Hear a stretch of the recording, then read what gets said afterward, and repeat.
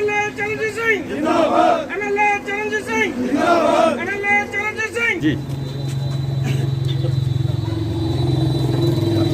Light गया, light गया।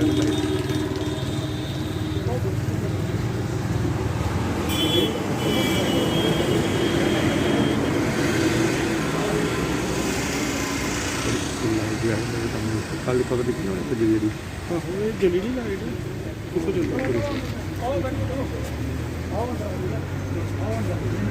MLA Charanjit Singh जिंदाबाद, एमएलए चरणजीत सिंह जिंदाबाद, एमएलए चरणजीत सिंह जिंदाबाद, एमएलए चरणजीत सिंह।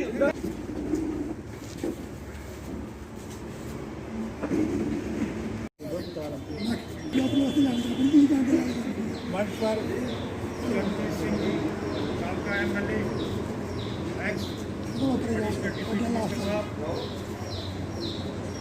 इनके बारे में एक्स एमएलए चरणजीत सिंह साहब और हमारे आए मोहल्ला वासी जो हमारे नज़दीक हमारे मोहल्ले के जितने भी लोग हैं, आप यहाँ पे आए, हमें आपका बहुत तहे दिल से आभार प्रकट करता हूँ।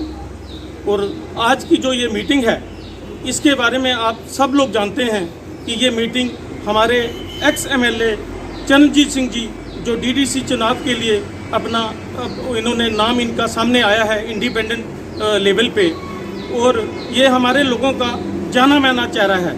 कोई ऐसा व्यक्ति यहाँ पे नहीं बैठा जिन्होंने इनकी कहानियाँ नहीं सुनी हो। ये बेतौर एक ब्यूरोक्रेट के रूप में कठुआ में एडिशनल डीसी के पद पर कार्यकर्ता थे, ये आप सभी लोग जानते हैं। कठुआ का कोई भी आदमी ऐसा नहीं है जो हमारे एक्स डीसी साहब को ना जानता हो। इसलिए ये एक ईमानदार, इनकी इतनी बड़ी ईमानदार छवि रही है हमारी कठुआ के अंदर। और आप दूर दराज तक किसी भी इलाके पे नज़र मारिए, इनके बराबरी में, इनके पैनल में कोई भी जो अपना इलेक्शन में किसी भी पार्टी से खड़ा है, इनकी छवि के मुकाबले में ईमानदारी के बराबर खड़ा नहीं हो सकता। जो मेरा अपना जाति तजुर्बा है, शायद मुझे उम्मीद है कि आप लोगों का भी यही तजुर्बा होगा। इसलिए हम आपको ये बताना चाहते हैं कि इन्हें ज़्यादा से ज़्यादा मत वोट देकर हमारे एक्स डीसी साहब, एक्स एमएलए साहब को कामयाब बनाएं इस इलाके से। और मुझे अपने पूरे लोगों से उम्मीद है, जिन जिन लोगों को हमने ये बनाया था कि निहाड़ी से कई हमारे मुस्लिम भाई भी आए हैं, हमारे मेहताबपुर से भी यहाँ पे लोग बैठे हैं, विराजमान हैं, वो मुझे लगता है कि वो लोग हमारे लिए नहीं आए। वो अगर आए हैं तो हमारे अपना प्रिय नेता, हमारे एक्स एमएलए साहब चरणजीत साहब के लिए यहाँ पे पधारे हैं। और मैं उनका तहे दिल से शुक्रिया अदा करता हूँ जो अपना कीमती समय निकाल कर हमारे लोगों के बीच में आए हैं। ज़्यादा कुछ ना बोलते हुए मैं आपसे एक बार दोबारा रिक्वेस्ट करूँगा कि हमारे एमएलए, एक्स एमएलए साहब को ज़्यादा से ज़्यादा वोट डाल के अपना कामयाब बनाएं। और इनकी कामयाबी आप लोगों की कामयाबी है। और आप लोग ये जानते हैं कि ये जो एक कुर्सी है ये आपको नौकरी नहीं देगी, लेकिन इतना आपसे वादा ये जरूर करता हूँ कि जैसे हम इनका आज ये अपना सड़क बनाने के बाद पहली बार यहाँ पे आए हैं, मैं इनका वो भी शुक्रिया अदा करना चाहता हूँ कि ये सड़क जो हमारी लायंस क्लब की चक प्रताप सिंह की ऊपर की तरफ जाती है, ये हमारे एक्स एमएलए साहब की ही देन है। इसीलिए इनके नाम पे एक थोड़ी जोरदार तालियां होनी चाहिए। हमारे एमएलए साहब दोबारा चुनाव में जीतकर हमारे लोगों के बीच में आएंगे तो हमारे लोगों का ध्यान रखेंगे। और इनकी वैसे भी आपने बहुत चर्चा, स्टेट सब्जेक्ट इन्होंने बहुत गरीब लोगों के बनाए, जो लोग यहाँ तहसील के चक्कर काट कर थक जाते थे, उनके भी ये चेहरा, इन चेहरे को सब लोग हमारे जानते हैं। इसलिए मैं आप सब लोगों से हाथ जोड़कर विनती करता हूं कि ज़्यादा से ज़्यादा मतों से हमारे एक्स एमएलए इंडिपेंडेंट कैंडिडेट को जिताकर अपने बीच में लाइए। जय हिंद, जय भारत। किसी का काम रोकना, ब्यूरोक्रेसी में जल्दी काम नहीं होते हैं, लेकिन पहले ये ऑफिसर हैं हमारे इलाके के। हमें गर्व है कि हमारे इलाके में ऐसे ईमानदार, ऑनेस्ट और नया पैटर्न देने वाले, जो गवर्नमेंट चाहती थी कि ये पैटर्न होना चाहिए लोगों के काम का, वो इन्होंने किया। और इनको स्टेट लेवल पर पूरी इनाम भी दिया गया, इनसे नवाजा गया इनको। और वो हमारे लिए फ़ख्र की बात है कि ऐसा आदमी हमारे दरमियान इस चुनाव में आए।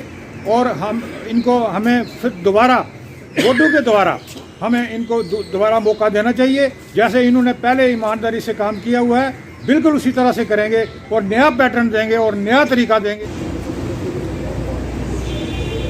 जो कुछ मैं बोलना हाँ उस तो ज़्यादा मेरे साथियों ने जिन्हें बोलिया बड़ी डिटेल च तुसें गल्लां सुनाइयां और खास करिए जेह्ड़े मेरे कुलीग भी रहे इन्फॉर्मेशन च इन्हें बिल्कुल विस्तार च दसी तां कि असीं मोदी साहब के खिलाफ नहीं। मोदी साहब कुतै नहीं आखदे कि चोरी करो। जे मोदी साहब ने इन्हां दी स्टेट की जिहड़ी पार्टी है कुतै एह् आख्या कि चोरी करने वाले दा साथ दिओ, चोरी करने वाले टिकटां दिओ, मेरे च कदी नहीं होई सकदा। वो दिन रात इन्नी मेहनत करा दे न। उन्हें इंटरनेशनल लैवल पूरी दुनिया ही कंट्रोल करना, उंदे कन्नै रिलेशन दिक्खने, उन्हें कंट्री भी दिक्खना है किन्नियां स्टेट्स न उस लैवल पर, ते उन्हां गी एह् अज्ज बदनाम करने आस्तै इस किस्म के काम जेह्ड़ी पार्टी करा दी है। पार्टी ने जिसलै तुसें पढ़ेआ 14 नवंबर की और 15 2 दिन मेरा नाम आंदा रहा, उदों च उ'नें लिखिया 2 मिनिस्टर और 4 एक्स MLA जेह्ड़े उ'नें टिकटां देआनियां जेह्ड़ियां साढ़ियां बिग गन्स। लेकिन 2 दिन के बाद जिसलै टिकट देने की बारी आई तो उहदे च मेरा नां कटोया। तो जिन्हें लोगों क्रॉस वोटिंग की दी ये मैं एक थोड़ा नॉलेज होना चाहिए क्योंकि जिसलै बड़ी बड़ियां पार्टियां होंदियां वो तूफान लियादियां। कल ही मेरी मीडिया वाले तुसें पता होना पुछा रहे महाराज फलानी जगह का चीफ मिनिस्टर आवारदा, फलानी जगह का मिनिस्टर आवारदा, फलानी जगह का वो आवारदा, तो तुसीं कैसा महसूस करते हो? मैं क्या भाई आवारदे न, इसदा जवाब तो जनता कोल है। मेरा तो किला ही वोट है, तो ना कि मैं इन्ना कोई बड़ा ताकतवर आदमी है। लेकिन ये गल मैं तुसें आखगा कि जिसलै उन्हें लिस्ट रिलीज की 2 बंदे जेह्ड़े क्रॉस वोटिंग च तुसें पता होना जिसलै पार्लियामेंट या राज्य सभा के MP चुनोए मजबूर होइयै इंक्वायरी करने पेई। तो उत्थें 5 लोग जेह्ड़े हे ये रिकॉर्ड है, असैंबली का रिकॉर्ड है, अखबारां च आंदा। स्पोलिया साहब हे, फिर इत्थों दे ना दुर्गा दास है जिन्हें इधर तुम फिजिकली दिखते भी आओ। उसके बाद